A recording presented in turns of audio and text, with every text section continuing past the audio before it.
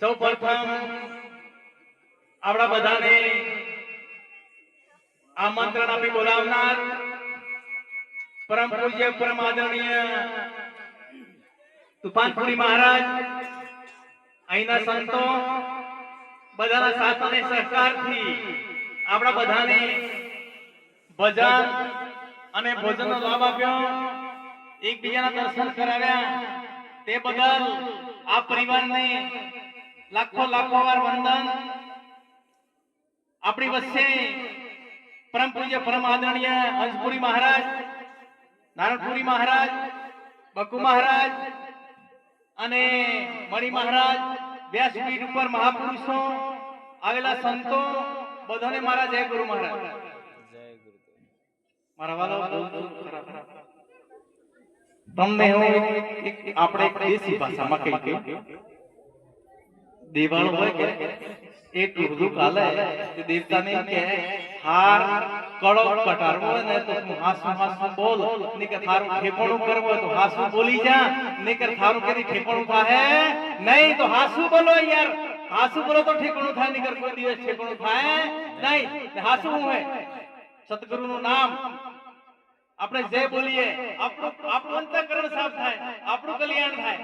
આપણે કોઈના માટે આપણે સત્સંગમાં આવતા નહીં, આપણે આપણા માટે આવ્યા છીએ, બરાબર? તો ખરેખર આપણે સત્સંગમાં આવીએ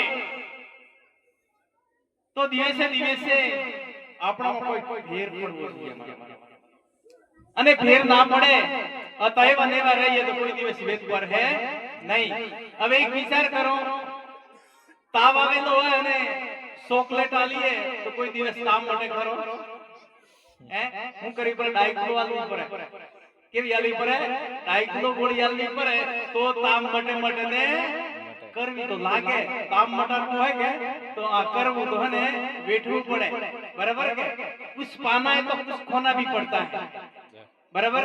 એટલે મહાપુરુષો જે કોઈ બોલે એ રીતે બોલે ને ખબર પડે તો કાઠ મે પણ પડે, પણ કોઈ કરીને માં જવા દેજો, અજ્ઞાન રૂપી તાવ મઠે ને મઠે આ તાવ જો મટારવો હોય તો ખરેખર આ મહાપુરુષોનો એક શબ્દ, એટલે કે એક શબ્દ ગુરુદેવ ગાતા કા આનંદ વિચાર પ્રજ્ઞા મુનિવર પંડિતા વેદ ને પાયા પાર।